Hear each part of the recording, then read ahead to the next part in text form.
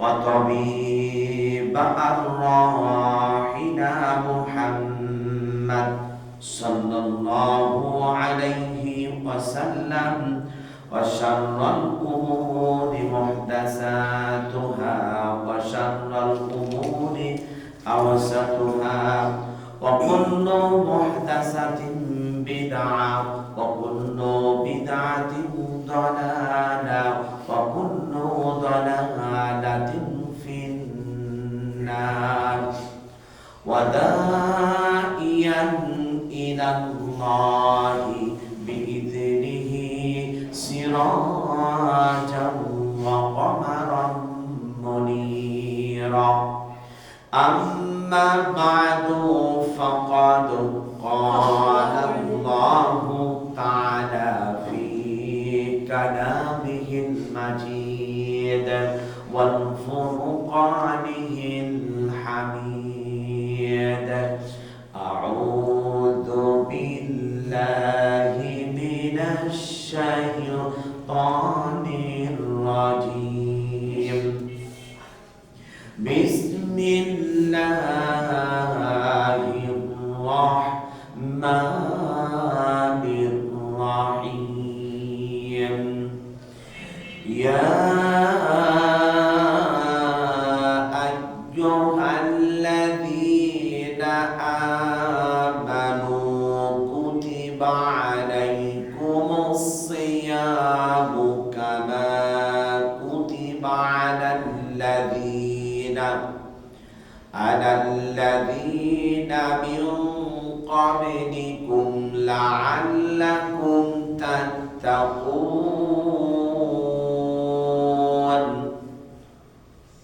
قال الله تعالى في شان حبيبه إن الله وملائكته يصلون على النبي يا أيها الذين آمنوا صلوا عليه وسلموا تسليما সবাই মুহাম্মদের সহিত দরুদ ইব্রাহিম পড়ুন আল্লাহুম্মা সাল্লি আলা মুহাম্মাদ ওয়া আলা আলি মুহাম্মাদ কামা সাল্লাইতা আলা ইব্রাহিম ওয়া আলা আলি ইব্রাহিম ইন্নাকা হামিদুম মাজিদ اللهم بارك على محمد وعلى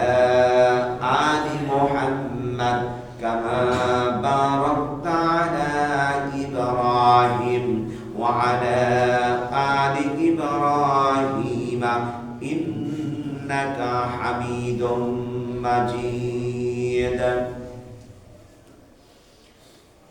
সকল প্রশংসা মালিক আল্লাহ রাব্বুল আলামিন যিনি আমাদেরকে পবিত্র জুমার দিন মসজিদে আসার জন্য তৌফিক দিয়েছেন আল্লাহর কাছে লাখো কোটি কালিমাতু শুকর আদায় করছি বলুন আলহামদুলিল্লাহ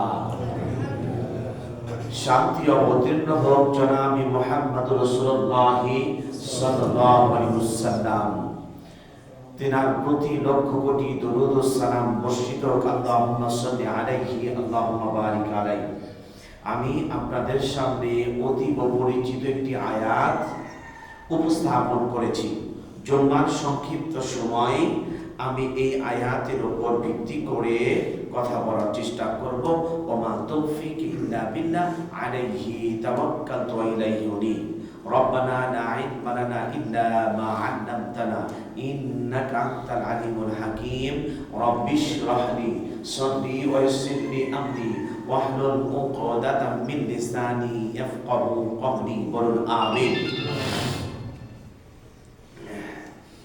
মূল কথা হলো আমরা মাহে শাবান সবার মোবাইল ফোনগুলি সাইলেন্ট করে দিন যাদের মোবাইল ফোন গুলি আছে মেহেরবানি করে মোবাইল ফোনগুলি সাইলেন্ট করে ফেলুন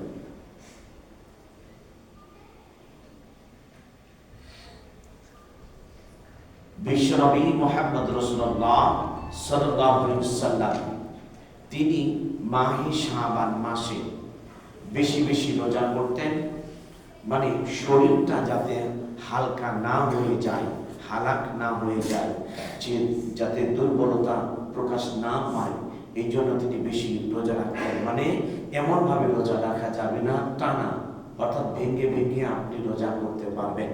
কিন্তু এরপরে তিনি নফল সালাত আদায় করতেন রাত্রিতে দাঁড়িয়ে দাঁড়িয়ে বেশি, কারণ মাহে রমাদান মাস, অর্থাৎ সহজ ভাষায় বোঝার জন্য বলছি, নেকি লুটে নেওয়ার মাস।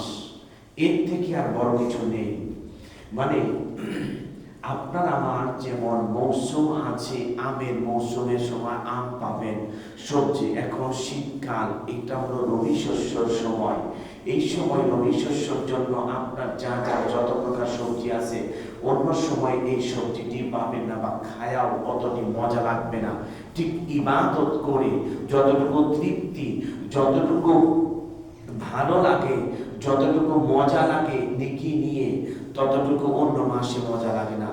সব কিছুর শ্রেষ্ঠ মাস, শ্রেষ্ঠ দিন, শ্রেষ্ঠ রাত, শ্রেষ্ঠ মানুষ, সকলেই তিনি আল্লাহ পাকের ইবাদত করবেন এই মাহে রমজান মাস। এই রমজান মাসটি শ্রেষ্ঠ হওয়ার কারণ, নবী শ্রেষ্ঠ হওয়ার কারণ, উম্মত শ্রেষ্ঠ হওয়ার কারণ হলো কোরআন কারীম নাজিল হওয়া। বলে সুবহানাল্লাহ। কিভাবে? আল্লাহ নবী সাল্লাল্লাহু আলাইহি ওয়াসাল্লাম বলছেন যে কুনতুম খায়রা উম্মাতিন উখরিজাত লিন-নাস, পৃথিবীতে সব থেকে হলো তোমরাই শ্রেষ্ঠ জাতি, তোমরাই শ্রেষ্ঠ জাতি, তোমরাই উৎকৃষ্ট জাতি। আল্লাহ নবী সাল্লাল্লাহু আলাইহি ওয়াসাল্লাম বলছেন শ্রেষ্ঠ হলো মানুষ। যত মাখলুক আছে, আমরা বলি 18,000 মাখলুক না, অসংখ্য অগণিত মাখলুক আছে যা আপনি আমি গণে শেষ করতে পারবো না। আর এমনও মাখলুক আছে যা আপনি আমি কখনো দেখতেই পারি না। গতকালকে সি ওয়ার্ল্ডে আরেকটা জিনিস দেখলাম আমি, রাত 3:30টায়, রাত্রে 3:30টায় ভাই আমাকে দেখালেন, মানে আমি পৃথিবীতে যাদের সাথে আমার কানেক্টেড আছে তাদের কাছ থেকে ওই দেশের কিছু কিছু দেখা যায়। কারণ আমার সৌভাগ্য হয় না এত টাকা দিয়ে আমেরিকাতে যাওয়া, বা আমেরিকার ভিসা তো হলো স্বর্ণের হরিণ, বা ওখানে যাওয়া। আচ্ছা যাই হোক, ওটা বড় কথা নয়। তো উনি দেখালেন পানির সাথে মিশে থাকা এক প্রকার কীট বা এক প্রকার পোকা, যা আপনি আমি খালি চোখে তাদেরকে পানির মধ্যে ডুব দিয়ে হলেও দেখতে পাবো না। মানে এত ক্ষুদ্রতম প্রাণী যা তার উনি ওনার যন্ত্র দিয়ে দেখাচ্ছেন যে ওনার সাথে সিসি ক্যামেরা আছে, যে পানির মধ্যে ডুব দিলে ওই ক্যামেরাটা নষ্ট হবে না। তো উনি দেখালেন, দেখার পর আমি আশ্চর্য হয়ে গেলাম, নিজেই সিজদা দিলাম যে আল্লাহ, পৃথিবীতে এত মাখলুক সৃষ্টি করছো যা আপনি আমি কখনো দেখিনি বা জানি না। এত মাখলুক সকলেই আল্লাহর ইবাদত করছেন, তার মধ্যে শুধু মানুষ আল্লাহর সঙ্গে বেঈমানি করছে। আল্লাহ তার বান্দাদেরকে খাওয়াচ্ছেন, পড়াচ্ছেন, সবকিছু করছেন, করার পরেও বান্দা আল্লাহর নাশকরিয়া আদায় করছে, আল্লাহকে বেমালুম করে যাচ্ছে। যদি এই কাজটি আপনার সঙ্গে আমার সঙ্গে হতো, সাথে সাথে আমরা একসঙ্গে চলে যেতাম, সাথে সাথে তার শাস্তির ব্যবস্থা করে দিতাম। আল্লাহ বলছেন, বান্দা আমি তোমাকে সবচেয়ে বেশি ভালোবাসি, আমি তোমাকে সবচেয়ে শ্রেষ্ঠ মর্যাদা দিয়েছি, তোমাকে বেশি ভালোবাসার কারণে তোমার উপরে আমি আযাব দেই না, তোমার উপরে গজব দেই না, তোমাকে আমি কখনো বিপদে ফেলে দেই না। এত কিছু করার পরেও যখন তুমি আমার দিকে ফিরে আসো, তখন আমি বেমালুম সব কিছু পাঁচ সব ভুলে গিয়ে আমি তোমাকে আমার বান্দা হিসেবে কবুল করে নিই। দেখেন, সে আল্লাহ বলছেন যে বান্দা তোমাকে শ্রেষ্ঠ বানিয়েছি কোরআনের খাতিরে, আমার নবীকে শ্রেষ্ঠ বানিয়েছি কোরআনের খাতিরে, পৃথিবীর সকল মাখলুককে শ্রেষ্ঠ বানিয়েছি, তার মধ্যে হলো মানুষ শ্রেষ্ঠ কোরআনের খাতিরে, রাত্রি মাসটাকে আমি শ্রেষ্ঠ বানিয়েছি কোরআনের খাতিরে, আমি রাতকে শ্রেষ্ঠ বানিয়েছি কোরআনের খাতিরে। সুবহানাল্লাহ সুবহানাল্লাহ ওয়া বিহামদিহি। আল্লাহ পাক বলছেন যে কিতাবটি আমি মাহে রমাদান মাসে নাযিল করেছি, এই কিতাবটি হলো এমন একটি কিতাব, এমন একটি বই, এমন একটি পাণ্ডুলিপি, এমন একটি গ্রন্থ, এমন একটি বিধান যা আল্লাহ পাক মানুষের কাছে দিয়েছেন, তার মানুষকে পরিবর্তন করে দিবেন তিনি কে? আল্লাহ। এখন আসেন, এই কিতাবের মধ্যে আল্লাহ পাক বলছেন যে সিয়াম আরবি শব্দ, বাংলা, উর্দু, দোসরি, ফার্সি, নাকরি, হিন্দি, এটাতে ভাষাতে বলা হয় রোজা। সিয়াম শব্দের অর্থ বিরত থাকা, রোজা শব্দের অর্থ উপবাস থাকা। আপনার আমার ভাষার মধ্যে কতটুকু ডিফারেন্স, আমি আরবি লুগাত থেকে বলছি, আমি আঞ্চলিক কোন কথা বলছি না, আরবি লুগাতুল আরবিয়া। এখানে বলছেন যে সিয়াম শব্দের অর্থ বিরত থাকা। কি আল্লাহ বলছেন, যখন বান্দা আমাকে ডাকে, আমাকে ডাকতে ডাকতে আমার নৈকট্য যখন লাভ করে, তখন বান্দার আমি হয়ে যাই। বান্দা যখন আমার হয়ে যায়, তখন তার হাত আমার, তার মুখ আমার, তার চক্ষু আমার, তার কান আমার, তার পা আমার, তার সব কিছু আমার। ওই ব্যক্তি তখন তার দ্বারা কোনো খারাপ কাজ করা সম্ভব। শপথ হিসেবে বোঝেন, হাদিসটা কিন্তু বুখারী মুসলিম, হাদিস বুখারী মুসলিমের। এরপরে আল্লাহ নবী জনাবে মুহাম্মদ রাসূলুল্লাহ সাল্লাল্লাহু আলাইহি ওয়াসাল্লাম বলেন, আমার সাহাবীরা শোনো, শুধু তোমাদেরকে পৃথিবীতে ইবাদতের জন্য প্রেরণ করছে এ নয়, আল্লাহর অসংখ্য অগণিত মাখলুক আছে যারা আল্লাহর ইবাদত করে। যেমনি ভাবে তোমাদেরকে রোজাকে ফরজ করা হয়েছিল, তোমরা ধারণা করতে পারো যে রোজাটা মনে হয়, সিয়ামটা মনে হয় আমাদের জন্যই আল্লাহ ফরজ করে দিয়েছেন। না, তোমাদের পূর্ববর্তী যারা ছিল তাদের উপরও সিয়ামটাকে ফরজ করে দিয়েছিলেন। আল্লাহ বলেন, বান্দারে আমি আমার বান্দার জন্য এমন কোন ইবাদত তৈরি করিনি, এমন কোন ইবাদত ফরজ করে দেইনি যা বান্দার জন্য সব থেকে বড় কষ্ট হয়। তা আমি একটি একটি করে আপনাদের সামনে উপস্থাপন করব। আল্লাহ পাক বলেন, ইয়া আইয়ুহাল্লাযীনা আমানু কুতিবা আলাইকুমুস সিয়ামু কামা কুতিবা আলাল্লাযীনা মিন ক্বাবলিকুম লাআল্লাকুম তাত্তাকুন। আল্লাহু আকবার। এই আয়াতটি মধ্যে জবর আছে 22টি, জের আছে 7টি, পেশ আছে 8টি, খাড়া জবর আছে 4টি, জজম আছে 9টি, তাসদীদ আছে 6টি, অক্ষর সংখ্যা মোট হচ্ছে 59টি। আর আয়াত নাম্বার হলো 183টি। সূরাতুল বাকারার মধ্যে আল্লাহ পাক বলেন, হে ঈমানদাররা, আমানু কুতিবা আলাইকুমুস সিয়াম, তোমাদের উপর সিয়ামকে, রোজাকে ফরজ করে দেওয়া হয়েছে, কামা কুতিবা আলাল্লাযীনা মিন ক্বাবলিকুম, যেমনি ভাবে তোমাদের রোজাকে ফরজ করেছেন তোমাদের পূর্ববর্তীগণদের উপর। এরপরে আল্লাহ পাক বলেন, লাআল্লাকুম তাত্তাকুন, আর আল্লাহ ভীতি অর্জন করতে পারো। আর এটাতে যদি আমরা সিয়াম পালন করি তাহলে আল্লাহর ভয়, আল্লাহর নৈকট্যটা আমরা লাভ করতে পারবো। বলুন আমিন। আল্লাহর নবী জনাবে মুহাম্মদ রাসূলুল্লাহ সাল্লাল্লাহু আলাইহি ওয়াসাল্লাম সাহাবীদেরকে বলেন, ও সাহাবীরা শোনো, এই রোজাটা কি জানো? মানব দেহের জন্য। গতকালকে দেখলাম নাসা বলছেন মানব দেহের জন্য সিয়ামটা এত উপকারী। মানুষ যদি প্রতি সোম এবং বৃহস্পতিবার যদি সিয়াম রাখে, মানুষের এক একটি অ্যান্টিবায়োটিক ঔষধের মতো কাজ করে দেয়। কারণ আপনি আমি তো এমন ভাবে খাবার খাই, সব খাবারের মধ্যে বাংলাদেশের ভেজাল। আল্লাহর নবী জনাবে মুহাম্মদ রাসূলুল্লাহ সাল্লাল্লাহু আলাইহি ওয়াসাল্লাম বলেন, খাবার খেতে খেতে তোমার স্টোমাকের মধ্যে তোমার পয়জন হয়ে গেছে, পচে গিয়েছে, নষ্ট হয়ে গেছে। এই স্টোমাককে নতুন করে দেন তিনি হতেছেন কে? সবাই বলেন তিনি কে? আপনার আমার মালিক কে? সেই আল্লাহ পাক বলছেন, বান্দারে তোমার যত শিরা, উপশিরা, নার্সেস, নার্ভ ফাইবার যাহা কিছু আছে তোমার দেহের জন্য অকিজ হয়ে গিয়েছে, সব কিছু এই রমাদানের রোজার মাধ্যম দিয়ে, সিয়ামের মাধ্যম দিয়ে আমি সব কিছুকে আমি সতেজ এবং সচ্ছল করে দেই। সুবহানাল্লাহ।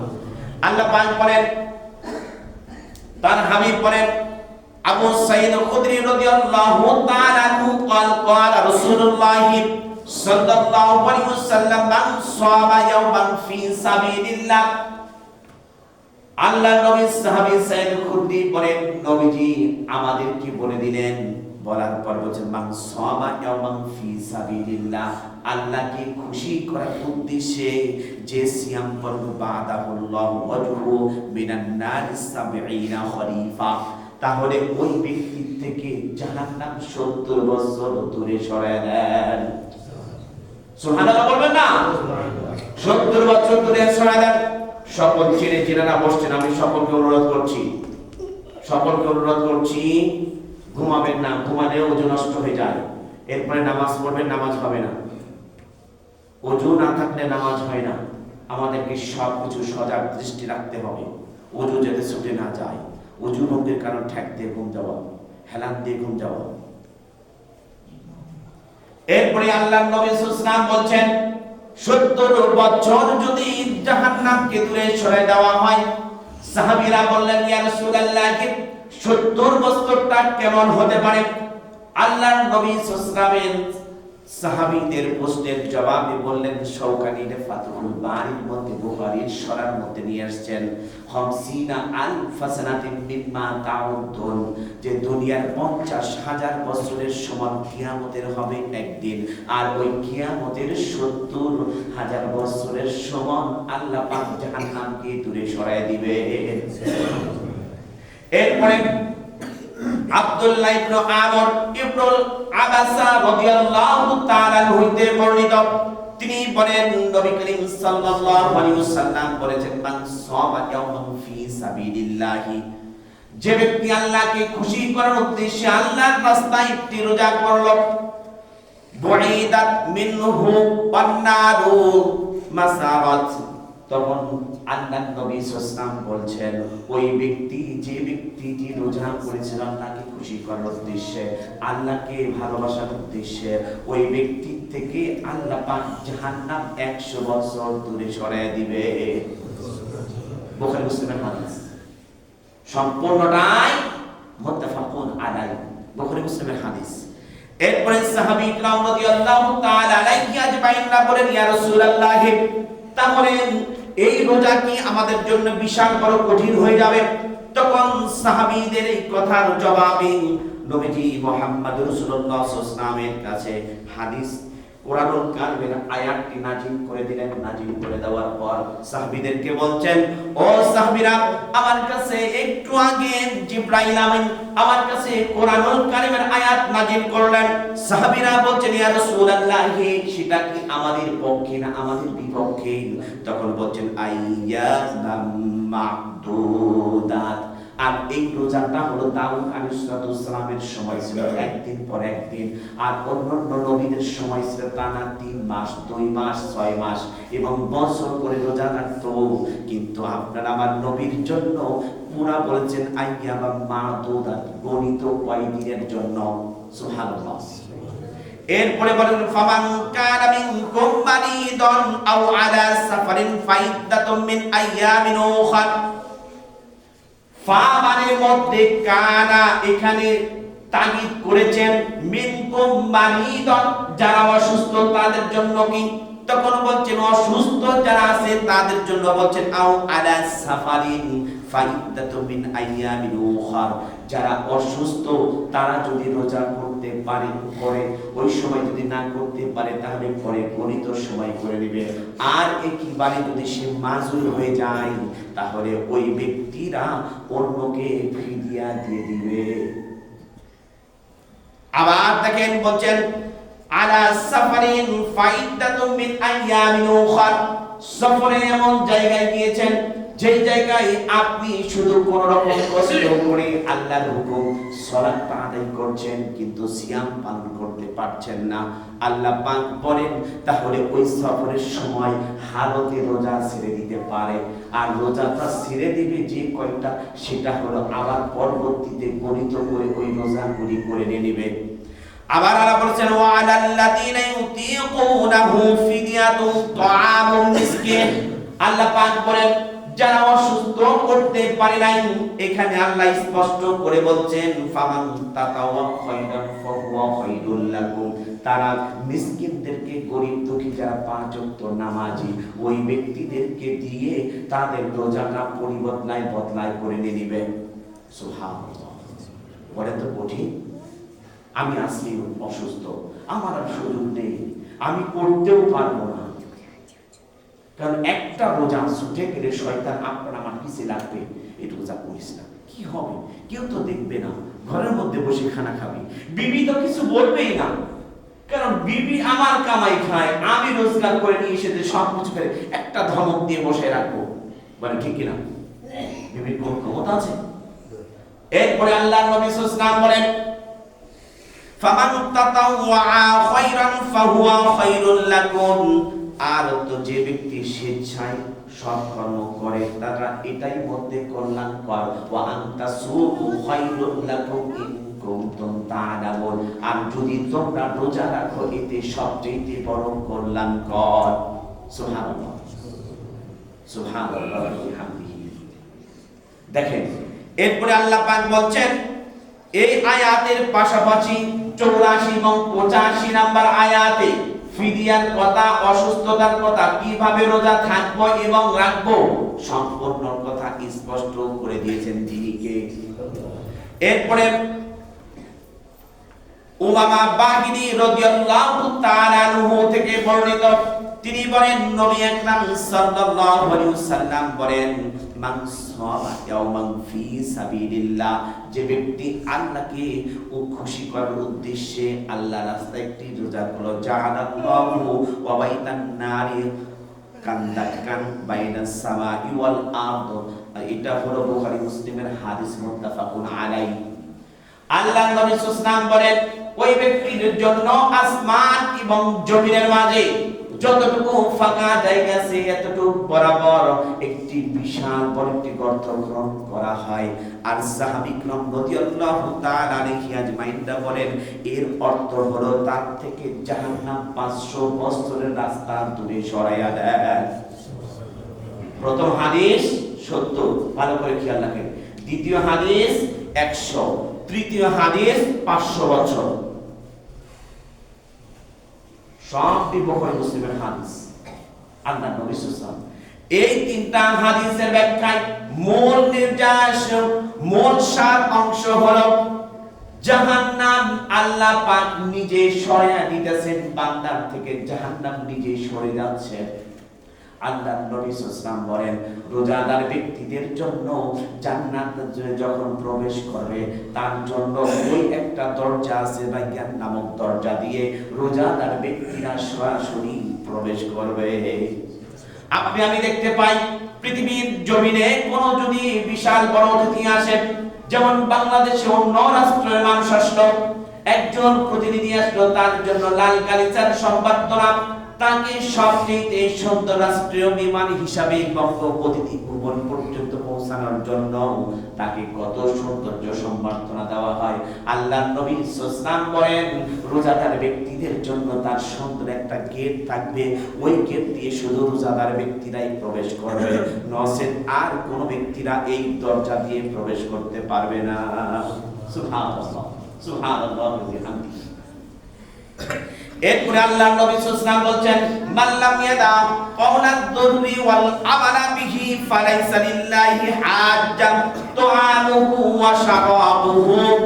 আল্লাহর নবী সাল্লাল্লাহু আলাইহি ওয়াসাল্লাম বলেন যারা রোজা আছে, রোজার হাকিকত হলো বিরত থাকা, আর রোজা থাকার পরেও যারা খারাপ কাজকে, অশ্লীল কাজকে ছেড়ে দিতে পারলো না, আবু হুরায়রা থেকে বর্ণিত বুখারী শরীফের হাদিস, ওই ব্যক্তি রোজা থাকা, উপবাস থাকা এক কথা।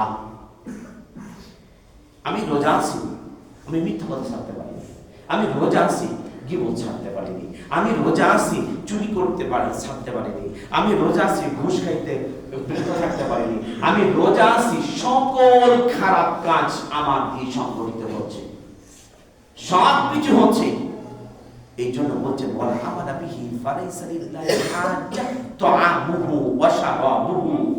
আল্লাহ পাক বলেন যে আল্লাহ নবী সাল্লাল্লাহু আলাইহি ওয়াসাল্লাম বলেন ওই ব্যক্তির পানাহার থেকে বিরত থাকা অযথা, কিছুই নয়। এরপর আল্লাহর নবী সাল্লাল্লাহু আলাইহি ওয়াসাল্লাম তিনি বলেন, যে ব্যক্তি রোজা থাকলো, তার অশ্লীল কাজ থেকে দূরে থাকলো, ওই ব্যক্তির জন্য আমি আল্লাহর নবী সাল্লাল্লাহু আলাইহি ওয়াসাল্লাম বলেন, এটা হাদিসে কুদসিতে আসছে, আল্লাহর নবী সাল্লাল্লাহু আলাইহি ওয়াসাল্লাম বলেন, ওয়া আনা আজিজা বিহি, ওই ব্যক্তির প্রতিদান আল্লাহ পাক নিজ হাতে দিয়ে দিবেন। সুবহানাল্লাহ, জোরে বলেন না সুবহানাল্লাহ। ওয়া আনা আজিজা বিহি, আল্লাহ পাক বলেন আমি নিজ হাতে তার এটার পুরস্কার দেব। অপর হাদিসে আসছেন, ওই ব্যক্তিদের জন্য জান্নাতের মধ্যে আল্লাহ পাক স্বয়ং তার পর্দাটাকে সরিয়ে জ্বালিয়ে আফরোজ হয়ে বান্দার সঙ্গে দেখা করবে। এর থেকে আর কিছু নেই, বড় কিছু আছে কি? পৃথিবীতে আমরা আল্লাহকে দেখিনি, রাসূলকে আমরা দেখিনি, না দেখে বিশ্বাস করছি। সাহাবীরা দেখেছেন, তারা তাহলে কেমন ছিলেন? সাহাবীরা দেখার সঙ্গে সঙ্গে তার চেহারা দেখে অনেক ঈমান আনছে। দেখেন আয়ের পরে, আপনি আমি যেই খাবারটুকু খাই, আপনি আমি পৃথিবীর জমিনে দেখতে পাই, অন্য অন্য রাষ্ট্র, সে ইহুদি হোক আর খ্রিস্টান হোক আর মুসলমান হোক না কেন, ওই রাষ্ট্রগুলিতে মাহে রমাদান মাসে সবগুলি খাবারের দামগুলি কমিয়ে দেয়। কমিয়ে দেওয়ার পর তখন কি করে? ওগুলি সবগুলি অর্ধেক অর্ধেক করে নেয়। আবার ইফতার সাহারির সময় যখন আসে, তখন দেখা যায় যে সবাই খাবার দিচ্ছে। আর বাংলাদেশের এমন উল্টা নিয়ম, বাংলাদেশের যত খাবার আছে সবগুলি খাবারের দামকে বৃদ্ধি হয়। আর আমরা বলি ওরা বিধর্মী, ওরা কিছু বোঝে না, ওরা বিধর্মী। আমি বলি ভাই, তুমি ওদের থেকে আরো বেশি খারাপ। কারণটা হলো রমজান মাসে স্বর্ণের দাম পর্যন্ত কমিয়ে দেয়, আর তুমি স্বর্ণের দাম দ্বিগুণ করছো, এমনকি কারা বেগুনের দাম পর্যন্ত দ্বিগুণ হয়ে যায়। এই জন্য তো এক সময় বলেছিলেন কালা বেগুন খাবার দরকার নেই, আপনি মিষ্টি কুমড়া দিয়ে আপনি বেগুনি বানায় খান, ঠিক না? আল্লাহ পাকের হাবিব সাল্লাল্লাহু আলাইহি ওয়াসাল্লাম বলেন, তুমি যেহেতু একটা গ্লাস যদি ইফতারের সময় পানি দিয়ে দাও, এমন কি তোমার ঘরে খাবার নাই, সাহারির সময় এক গ্লাস পানি দিয়েছ, এই খাবারটি কি এসে ইফতার করলো অথবা সাহারি করলো, সাহারি খাওয়ার পর সারা দিন যে রোজা রাখলো, ওই বান্দা সারা দিন রোজা রেখে যত নেকি কামাবে, আর তুমি যে তাকে দান করছো, খাবারটা খাওয়াই দিয়েছো, আল্লাহ পাক বলেন সমান নেকি দিয়ে দিব। দেখেন, এই গতকাল রাত্রেই দেখছি তাহাজ্জুদের সময় মক্কার চতুষ্পার্শ্বে ঘুরছে আরেকজন, অনেকেই গিয়ে খাবার দেয়, ভাই নেন নেন, সাহারির সময় ঘুরছে, নেন নেন খাবার নেন, আপনি যদি রোজা থাকেন খাবার নেন, আর যদি নাও থাকেন নিয়ে নেন, খেয়ে ফেলেন। লক্ষ লক্ষ কোটি কোটি টাকা তারা দিচ্ছে শুধু একটা নেকির আশা, নেকির জন্য। আর আমরা সেই সময় কি করছি? আপনার আমার উপরে যদি যাকাত ফরজ হয়, আপনি আমি টাকাওয়ালা পয়সাওয়ালা তো দেই না, তার উল্টা আরো কথা বলি। আবার কি, সাহারি যদি ইফতারের সময় একজন আসছে খাবার জন্য, একজন এক প্লেট নিয়েছে খাবার, আবার বলছে যে ভাই আর একটু দেন না খাবার, তোমার না দিয়েছি, তুমি কেন দিতে আসছো? ভাই এই ধমকানো ছাড়ে, ছেড়ে দেন। কেন ধমকাবেন আপনি?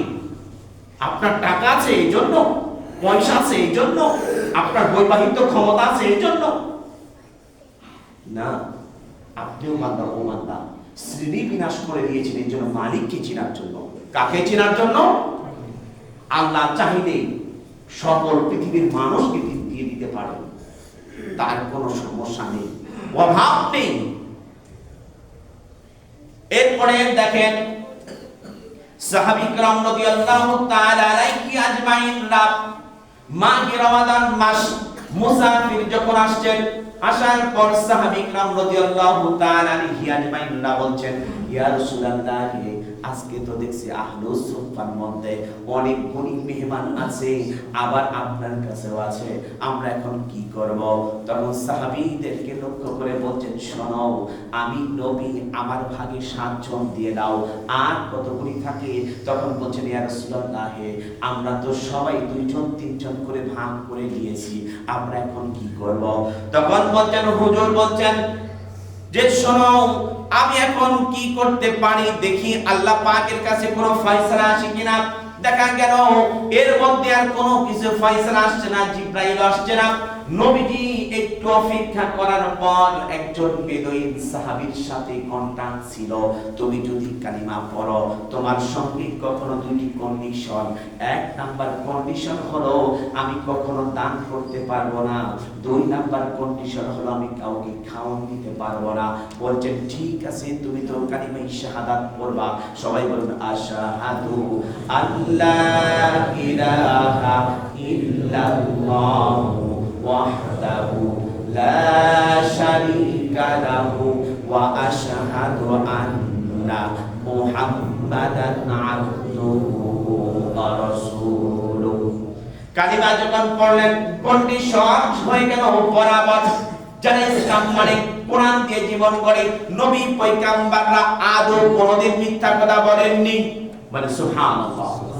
চরিত্রের শ্রেষ্ঠ আধার মুহাম্মদ রাসূলুল্লাহ, তিনি বলছেন ঠিক আছে। তখন সাহাবী কানে কানে এসে বলতেছেন, বেদুইন সাহাবী, ইয়া রাসূলুল্লাহ, আজকে আপনার কাছে আমার একটা আবেদন, একটা আবদার। তখন বলছেন কি সেটা বলো। তখন বলছেন, হুজুর, আপনি সবাই মেহমান নিয়েছেন, আপনার ভাগেও 7 জন পড়ছে, সকল সাহাবীরা 2 জন 3 জন করে নিয়েছে, একজন মেহমান থাকে, ওই মেহমানটাকে যদি আমার কাছে দিয়ে দিতেন তাহলে আমি সবচেয়ে বড় খুশি হতাম। তখন বলছেন, শোনো, আমি তো তোমার সঙ্গে অঙ্গীকারবদ্ধ ছিলাম, কষ্টের কথা দিয়েছিলাম, সেই অঙ্গীকারটা হলো তুমি না বলেছো আমি কোন টাকা দিতে পারবো না, আর তোমাকে খাবার দিতে কথা বলতে পারবো না। তখন বলছেন, এই কথাটাকে আমি উদ্র করে নিলাম, আপনি আমাকে বলেন, আর আপনি তো বলেছেন মেহমানদারি করে জান্নাতের জিম্মাদার আপনি মুহাম্মদুর রাসূলুল্লাহ সাল্লাল্লাহু আলাইহি ওয়াসাল্লাম। কারণটা হলো পৃথিবীতে যত নবী পয়গম্বররা আসছেন কেউ কখনো মিথ্যা কথা বলে নাই।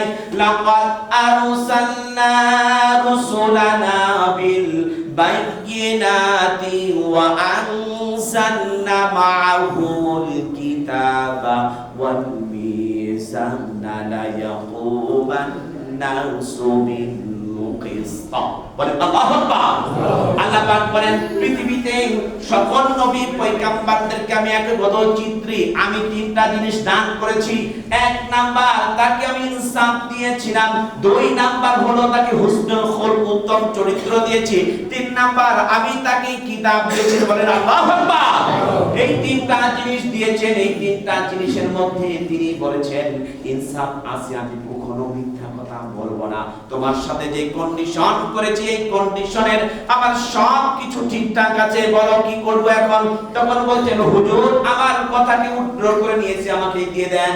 মেহমান যখন নিয়ে যান, একবার সামনে একবার পিছনে যখন তাকাচ্ছেন, এরপরে বাসায় নিয়ে গেলেন, তখন বলছেন, দেখো বিবি, তুমি তো আমাকে বাজার করে নিয়ে আসতে বলছিলা, কিন্তু ব্যাগ তো রেখে আমি নবীজির চেহারার মায়া পড়ে ভালোবাসাই পড়ে আমি ওইখানে বসে যাই। বসে যাওয়ার পর নামাজের পর মেহমান ভাত বাটোয়ারা হচ্ছে, আবার একই তো হলো মাহে রমাদান। বলেন, একটা নেকি করলে 70 গুণ নেকি দিবেন কে? আল্লাহ। একে 70 দিয়ে দিবেন কে? আল্লাহ। একটা করে ভালো কাজ করলে 70 গুণ নেকি দিয়ে দিবেন। তাহলে আমি তো জীবনে এই মাহে রমাদানে বেঁচে থাকবো কি না থাকবো আমি জানি না। ও আমার বিবি, শোনো, মুস্তাকি করেছি, ভুল করেছি, মাফ করে দাও। বিবি শোনো, আজ আমি তোমার কাছে অনুরোধ করছি, আল্লাহকে খুশি করার উদ্দেশ্যে আমি এই মেহমানটাকে নিয়ে এসেছি, তুমি একটু খাবার ব্যবস্থা করো। তখন বলছেন, বিবি, স্বামী হে, আপনি চিন্তা করবেন না, ঘাবড়াবেন না, তাওয়াক্কাল আলাল্লাহ। বলেন হাসবুনাল্লাহ। সবাই বলুন হাসবুনাল্লাহ, হাসবুনাল্লাহ, নি'মাল ওয়াকিল, নি'মাল নি'মাল মাওলা ওয়া নি'মান নাসির, সব জায়গায় সহযোগিতা করেন তিনি কে? আপনার আমার মালিক কে? এইখানে সহযোগিতা করার জন্য তখন তিনি বলছেন আমার ঘরে তো খাবার নাই। তখন বলছেন বিবি তাহলে দেখো, সকল মৌসুম খুঁজতে খুঁজতে খুঁজতে খুঁজতে দেখে কিছুই নাই, কিন্তু তার ঘরে এমন অবস্থা মাঝে মাঝে তিনি বালি ছিটিয়ে দিতেন। ওই বালি ছিটিয়ে দিয়ে যেন পাক্কা কাদার মতো না হয়, ঘরটাকে ভিজে না যায়। অনেক সময় গরম বা শীত চলে গেলে ঘরটা কিন্তু ঘেমে যায়, তখন আমরা কিন্তু একটা শুকনা কাপড় দিয়ে মুছে ফেলি, অথবা যদি ফ্লোর কাঁচা থাকে তখন কিন্তু আমরা পানি ছিটিয়ে দেই। সেই জন্য ওই সাহাবী বস্তার মধ্যে করে মরুন তারের মধ্যে থেকে বালু নিয়ে এসে তার ঘরের একটি কোনায় রাখছিলেন। রাখার পর বলতেছেন বিবিরে কোথাও কি খাবার নাই? বিবি এটা জানতো না। ঘরের কোণে যখন প্রত্যেকটি মশকের মধ্যে বিসমিল্লাহ বলে হাত দিচ্ছে, কোনো খাবার নাই, খাবার শূন্য, কি করবে এখন? তখন খুঁজতে খুঁজতে একটা কোণারে দেখে যে বিশাল বড় একটা বস্তা নতুন প্যাকেট করা, ওইখান থেকে আটার ঘ্রাণ বের হয়ে আসছেন। ওই মহিলাটি যখন ওই বস্তার মধ্যে হাত দিলেন, হাত দিতে দেরি দেখে যে সম্পূর্ণ জবের আটা। সুবহানাল্লাহ বলবেন না? দিলেন কে? আল্লাহ। এখন খাবারের জন্য বিবি বলছেন স্বামী হে, তুমি কোন সময় খাবে, কোন সময় এখানে আটার বস্তা নিয়ে এসে রেখেছো, তাও আবার দামি আটা, জবের আটা, এত দামি আটা। তখন বলছেন ওয়াল্লাহি তাল্লাহি বিল্লাহি, আল্লাহর কসম করে বলি আমি কখনো খাবার নিয়ে এসে রাখি নাই, আটা নিয়ে এসে রাখি নাই।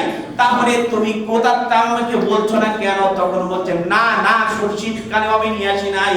তখন বলছেন তাহলে আসতো কিভাবে? তখন বলছেন মেহমান বাড়িতে আসলে আল্লাহ পাকের পক্ষ থেকে বরকত চলে আসে। সুবহানাল্লাহ। এরপরে যখন ওই রাত্রিবেলা সঙ্গে সঙ্গে ওই জবের আটা রুটি বানাইলেন, বানানোর পর ওইটার মধ্যে কিছু মিষ্টি দ্রব্য দিয়ে ওই আটাটাকে হালুয়ার মতো বানিয়ে ফেললেন। সাহাবীর সামনে যখন দিলেন, সাহাবী তৃপ্তি সহকারে খাইলেন।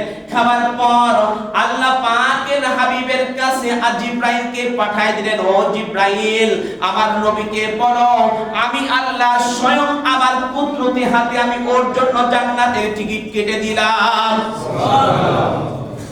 রাজি আছি তো ভাই? ইনশাআল্লাহ। যতটুকু চান, যতটুকু সমর্থ, কোনো কৃপণতা করব না। জান্নাত চাই, জান্নাত মাহে রমাদানে আমাদের লাগবে ইনশাআল্লাহ। যার যতটুকু সমর্থ আছে সে অনুযায়ী আমরা দান করব, বলি ইনশাআল্লাহ। একদিন যদি না খাই দেখেন কোনো সমস্যা হবে না, কেউ দেখবে না। আর আপনি আমি যদি দেখি যেখানে যেই অবস্থাতে আছি সাধ্য অনুযায়ী পকেটটাকে দিবেন। আনফাকিয়া বিলাল্লাহ তাকশামানজিল আকশা বিলালা, ও বিলাল তুমি দান করো আল্লাহর রাস্তায়। তখন বিলাল রাদিয়াল্লাহু তাআলা বলছেন যে আমার কাছে তো নেই, আমি কিভাবে দান করব? আল্লাহর নবী সাল্লাল্লাহু আলাইহি ওয়াসাল্লাম বলছেন তুমি দান করলে আরশের মালিক বানিয়ে দিবেন। অপর হাদিসে আসছে, বুখারী মুসলিমের হাদিস, তখন বলছে তোমার পরনের লুঙ্গিটাও যদি হয় এটাও আল্লাহর রাস্তায় দান করে দাও। কারণটা হলো এরপরে দেখেন আল্লাহর নবী সাল্লাল্লাহু আলাইহি ওয়াসাল্লাম বলছেন যখন সূর্য অস্ত যাবে, অস্ত যাওয়ার সঙ্গে সঙ্গে ইফতার করতে বলেছেন কে? মুহাম্মাদুর রাসূলুল্লাহ। যত দ্রুত গতিতে ইফতার করবা তত দ্রুত তোমরা কল্যাণের মধ্যে থাকবা, আর যত দেরিতে ইফতার করবা তত অকল্যাণের মধ্যে থাকবা, বলেছেন মুহাম্মাদুর রাসূলুল্লাহ। না না, আপনি দেখেন গত মাহে রমাদান মাসের প্রথম দিকে এক সিস্টেম ছিল, যখন দেরি দিকে আসছে আস্তে আস্তে করে চলে যাচ্ছে তখন ডিফারেন্স হয়েছে। 54 বছরের আমার বয়সের রেকর্ড, গত বছর হানাফিয়ারা হালালির শব্দ নেই, শুধু সব এক ক্যালেন্ডার, ঠিক না? ঠিক। প্রমাণ যদি না হয় নিয়ে আসেন, ক্যালেন্ডার আমি দেখাই দিচ্ছি। হানাফিয়ারা হালালির শব্দ নয়, কোন মাযহাব ভেদাভেদ নয়, সরকারি ভাবে সূর্য যখন অস্ত যাবে ঠিক সেই সময় অস্ত যাওয়ার সঙ্গে সঙ্গে ইফতারের হুকুম করেছেন কে? মুহাম্মাদুর রাসূলুল্লাহ। সাহাবী ইমাম সাঈদ খুদরি রাদিয়াল্লাহু তাআলা আনহু উনি খেজুর গাছে উঠেছেন, ওঠার পর দেখতেছেন সাঈদ খুদরি এখনো সূর্য অস্ত যায় নাই। এক সাহাবী নিচে দাঁড়িয়েছেন খেজুর গাছের কোণারে, তখন নিচে গোড়ার মধ্যে দাঁড়িয়ে থাকার পর বলছেন, ভাই রে তুমি ওখান থেকে সূর্য দেখতে পাও, আমি এখান থেকে সূর্য দেখতে পাই না। তখন বলছেন আল্লাহর নবী সাল্লাল্লাহু আলাইহি ওয়াসাল্লাম বলছেন, সূর্য অস্ত যাবার সঙ্গে সঙ্গে তোমাকে ইফতার করতে হবে। ইফতার যদি করো তাহলে তুমি কল্যাণের মধ্যে থাকবে, আর যদি দেরিতে ইফতার করো, বুখারী মুসলিমের হাদিস, এটা হলো ইহুদি খ্রিস্টানদের কালচার। বলেছেন মুহাম্মাদুর রাসূলুল্লাহ, দলিল দিয়েছেন কে? শরীয়তের সম্পূর্ণ দলিলের চাবিকাঠি মুহাম্মাদুর রাসূলুল্লাহ। কারণ এমন একজন নবী, এমন একজন পয়গম্বর যিনি বলতেন উম্মতের জন্য হালাল হয়ে যেত, আর উম্মতের জন্য যদি বলতেন না হারাম করে দিতেন, তিনি কে? এখন আসেন সাহারি, as-সাহরিল বারাকা, বিশ্বনবী মুহাম্মদ রাসূলুল্লাহ সাল্লাল্লাহু আলাইহি ওয়াসাল্লাম বলেন, যে শেষটাতে সাহারি খেলো ওই ব্যক্তি বরকতি ভরপুর করে নিল। আর ইফতার যদি আমি ওই সময় সাহারি যদি ঘুম থেকে না উঠতে পারি, আপনি না খেয়েও রোজা রাখতে পারবো, রোজাটা হয়ে যাবে, কিন্তু আমি বরকত থেকে বঞ্চিত হয়ে গেলাম। এটা আমাদেরকে ভালো করে খেয়াল রাখতে হবে। মাহে রমাদান মাসে আমাদের যেগুলি আরেকটা সেম মাসআলাগত ডিজিটাল সিস্টেমে যেগুলি আছে, রোগী যারা আছেন, যে ডায়াবেটিসের রোগী বা ইনহেলাল যেগুলি আছে, ওনাদের বলে যে অনেক সময় যে আছে যে ইনসুলিন না দিলে 3-4 বার ইনসুলিন দিতে হয়, না দিলে না বাঁচার সম্ভাবনা বেশি। তবে বড় বড় স্কলার যারা আছেন ওনারা বলেছেন ইনহেলার নিতে পারেন, ইনহেলার নিতে পারেন বা ইনসুলিন নিতে পারেন, এটা বলেছেন। আবার অনেকে আছে, যেমন ধরেন আমার কেউ আত্মীয় স্বজন একজন অসুস্থ হয়ে পড়লো, কিন্তু ওই ব্যক্তিকে রক্ত দিতে হবে, রক্ত না দিলে ওই ব্যক্তি মারা যাবে, কি করবেন? তখন রক্ত দিতে পারেন। বা ইচ্ছাকৃতভাবে খানা খাওয়া যাবে না, ইচ্ছাকৃতভাবে কেটে ফেলা যাবে না, ইচ্ছাকৃতভাবে কোনো কিছু করা যাবে না দিনের বেলা। আপনাকে আমাকে আল্লাহ পাকের হাবিব মুহাম্মদ রাসূলুল্লাহ সাল্লাল্লাহু আলাইহি ওয়াসাল্লাম বলেন, কোরআনুল কারীম থেকে বলেন, স্ত্রী তোমার জন্য হালাল, তার পা থেকে মাথা পর্যন্ত এটা খেত। আপনি আমি খেতে যেমন ভাবে শস্য রোপণ করি, স্ত্রীর পা থেকে মাথা পর্যন্ত আপনার জন্য হালাল। যেমন ভাবে জমিতে খেতে ফসল ফেলছেন, এইভাবে আপনি ফেলতে পারবেন, এটা আপনার জন্য হালাল। আর হালাল কোন সময়? মাহে রমাদানের জন্য। এটাও কোরআনুল কারীমে স্পষ্ট করে দিয়েছে মুহাম্মদ রাসূলুল্লাহ সাল্লাল্লাহু আলাইহি ওয়াসাল্লাম। প্লিজ একটু দয়া করে একটু আগে আসেন, গেটটা ছেড়ে দেন, গেটটা ছেড়ে দেন। তো সেটা হলো এই সুবহে সাদেকের সময়, খাবার পর আপনার জন্য এই সময়টা থেকে বিরত থাকতে হবে। বিরত থাকার পর আবার কি করতে হবে? ইফতার পর্যন্ত, সূর্য অস্ত যাওয়া পর্যন্ত। এই ইফতার করার পর আপনার জন্য আবার বন্ধুতা, আপনার জন্য এমন কঠিন করে দেয়নি। এক সাহাবী এসে বলছেন, হুজুর আমি তো এমন একটি কাজ করেছি যে কি, আমি রোজা ছিলাম, সিয়াম পালন করছি, এই সময় আমি স্ত্রীর কাছে চলে গেছি, আমার রোজাটা নষ্ট। বলছে 60টি রোজা করতে হবে। হুজুর আমার তো 60টি রোজা করবো কিভাবে? আমার তো শরীর এমনিতে হালাত, আবার রোজা রাখবো। তখন বলছে, তুমি তাহলে 7 জন মিসকিনকে খাওয়াও। হুজুর আমি 7 জন মিসকিনকে খাওয়াতে পারবো না। তখন বলছে, তাহলে এর থেকে কম করো, তাহলে রোজা করো। তখন বলছে এটাও করা সম্ভব নয়। তখন বলছেন যে 7 জন মিসকিনকে খাবারও দিতে পারবে না, উল্টা আরো তাকে খাবার দিবে। ইসলাম কি কঠিন? বলেন কঠিন? আপনি আমি কিন্তু কঠিন বানিয়ে নিচ্ছি। আমরা নামাজ পড়ি না, মাহে রমাদান মাস আসলে একটু ওই মনে সাহেব শরীরের মধ্যে কিন্তু এখনো ময়লা আছে, কেন আপনার কি মন চায় না যে আমি একটু নেকিটা নিয়ে নিই? মন চায় না কি আপনার আমার নেকি নিতে? মুহাম্মদ সাল্লাল্লাহু আলাইহি ওয়াসাল্লাম ছিলেন মসজিদে ঝাড়ুদার, ইব্রাহিম আলাইহিস সালাম ছিলেন মসজিদে ঝাড়ুদার, ইসমাঈল আলাইহিস সালাম ছিলেন মুয়াজ্জিন, বিলাল রাদিয়াল্লাহু তাআলা ছিলেন মুয়াজ্জিন। বলেন তো, আমি নিজে পরিষ্কার করি, আমি ইমাম খতিব, আমি নিজে পরিষ্কার করে অস্ত্র কেন করি? কেন করছি? আমার নেকির প্রয়োজন আছে, নেকির প্রয়োজন। পরশুদিন গিয়েছি আমি, সচরাচর আমি নিচে কোনো অসুবিধা নামি না। পরশুদিন গিয়ে দেখি যে বিড়ি তো খাইছে আবার অসুবিধা ভর্তি করতে গেছে। আমি প্রস্তাব করবো কিভাবে, আবার ওখানে কি করব? তখন কি করব? বাধ্যতামূলক জামা ওখানে খুলে ওইটা পরিষ্কার করে আবার উপরে গিয়ে রেডি হয়ে আবার নিচে নামছি, নিচে নেমেছি। আপনারা আমার অষ্টমটাকে যত সুন্দর দেখতে চাই, মসজিদের অষ্টমটাকে তত সুন্দর চাই কি না? আবার মসজিদে মাহে রমাদান মাসে আমি একটা দেখলাম যেটা শয়তানকে শিকল দিয়ে বেঁধে রাখে, আর মাহে রমাদান মাসে মানুষ রূপী শয়তানদের থেকে শিকল দিয়ে ছেড়ে দেয়। বলবেন হুজুর এটা কি বলে? হ্যাঁ দেখেন, রমাদান মাসে ওনারা সব থেকে বড় হুজুর হয়ে যাবে, যত ভেজাল আছে সব কিছু ভেজাল করে বেড়াবেন, সব জায়গায় ভেজাল লাগাই দিবেন, কিন্তু রমজান মাস চলে গিয়েছে, সব কিছু ঠিক হয়ে গেছে। ভাই আপনি আমি মানুষ, আপনাকে আমাকে মরতে হবে, আপনাকে আমাকে মরতে হবে।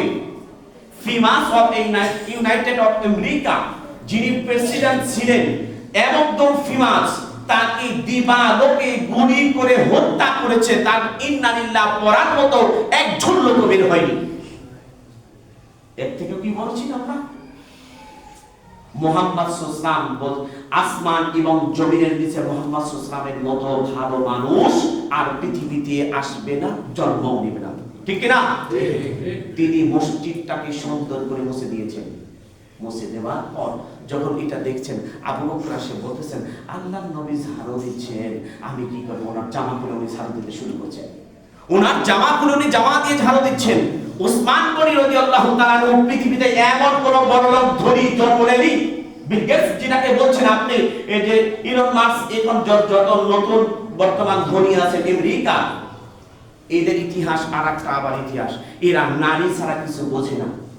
ডোনাল্ড ট্রাম্প বলেন আর ইলন মাস্ক বলেন, যত বড় বড় গডফাদার বলছেন, এরা নারী ছাড়া কিছু বোঝে না। একটা ডিপি আছে তাদের জন্য, আপনাকে আমার মেয়েকে স্কলারশিপ দিয়ে নিয়ে যায় তখন ছাড়া ওই খারাপ কাজ করার জন্য। আপনি আমি বুঝতে না, আমার মেয়ে আছে, আপনার সব কিছু পাঠাই দেবে, কিন্তু বুঝবেন না। ওদের পরে বলবো এক সময়, কোন সময়।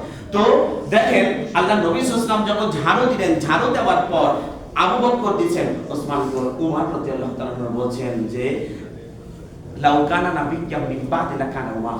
উমর রাদিয়াল্লাহু তাআলা বলছেন আমার পরে যদি আল্লাহ নবী বলেন আমার পরে কেউ নবী হলে তাহলে উমরকে নবী হতে।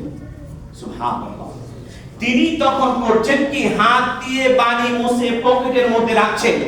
আমার তো কাপড় খুলবো কিভাবে, সময় নাই, লেখি নোটে দিচ্ছে, আমি কিভাবে নিব?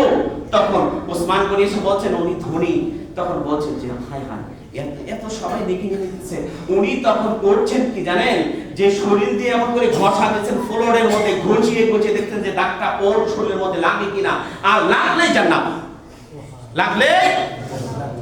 কারণটা হলো আপনার আমার নেকি হয়েছে কিনা আমি তা জানি না। তখন যে ঝাড়ু দিয়ে যে ময়লা যে আসছে, এই ময়লাটার বিনিময়ে যে আমি পরিষ্কার করতেছি, আল্লাহ জানা দেয়। আপনার কোনো কিছু নেক মাকাসেদ পূরণ হচ্ছে না, আপনি সব দিকে বিপদে আছেন, মসজিদটা ঝাড়ু দেন, ঝাড়ু দিয়ে 2 রাকাত নামাজ পড়ে আল্লাহর কাছে দোয়া করেন, দোয়া কবুল করে দিবেন। আলী রাদিয়াল্লাহু তাআলা আনহু উনি দেখছেন যে কোনো কিছুই পাচ্ছি না, তখন তিনি করছেন আল্লাহর নবী সাল্লাল্লাহু আলাইহি ওয়াসাল্লামের জুতাটাকে সুন্দর করে সোজা করছেন, আবু বকরের জুতা সুন্দর করে সোজা করছেন, উমারের জুতা সুন্দর করে সোজা করে দিলেন, উসমানের জুতাটা সুন্দর করে সোজা করে দিলেন।